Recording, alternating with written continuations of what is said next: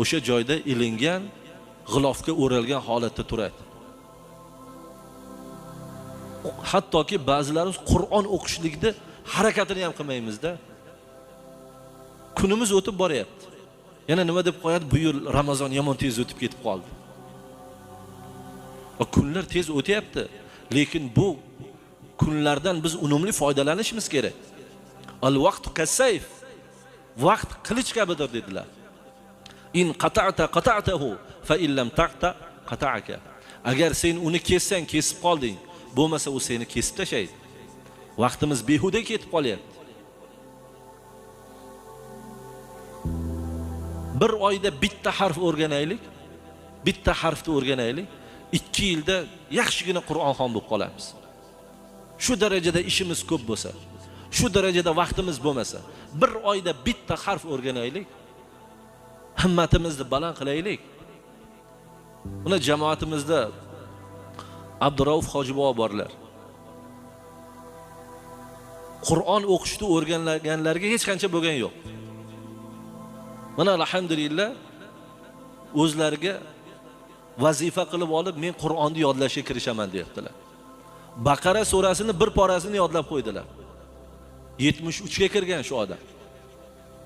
Nima uchun biz shu insonlarda g'ayrat qilmaymiz? Vaqt ajratsak bo'ladi. Uyquni sal kamaytirishimiz kerak. Behuda suhbatlarimizni kamaytirishimiz kerak. Bularda hammasi bizning foydamiz uchun bo'ladi. O'tirishlarimizni yig'ishtirishimiz kerak. Bitta o'tirishga borsangiz 3 soat, 4 soat behuda gap bilan o'tib ketib qoladi. Agar biz vaqtimizni tartibga olmaydirgan bo'lsak, mana shunday kunimiz tez o'tib ketaveradi, biz afsuslanib qolaveramiz. So'nggi pushaymon o'zingga dushman bo'ladi. O'lim kutilmaganda keladi, qarabsizki qiyomat kunida Allohning huzurida turibmiz.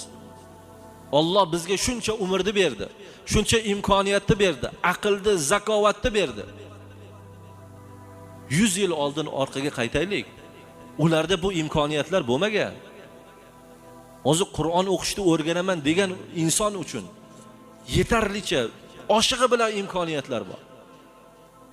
Bu ne'matlardan foydalanmasak, summa la tusalunna yawma idhin 'anil na'im deydi Alloh.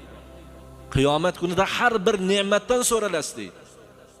Bularda hammasi siz va biz uchun ne'mat. Alloh bu ne'matlardan unumli foydalanishligimizni Alloh nasib aylasin. Alloh haq subhanahu va taolo mana shunday ulug' zotlarga ergash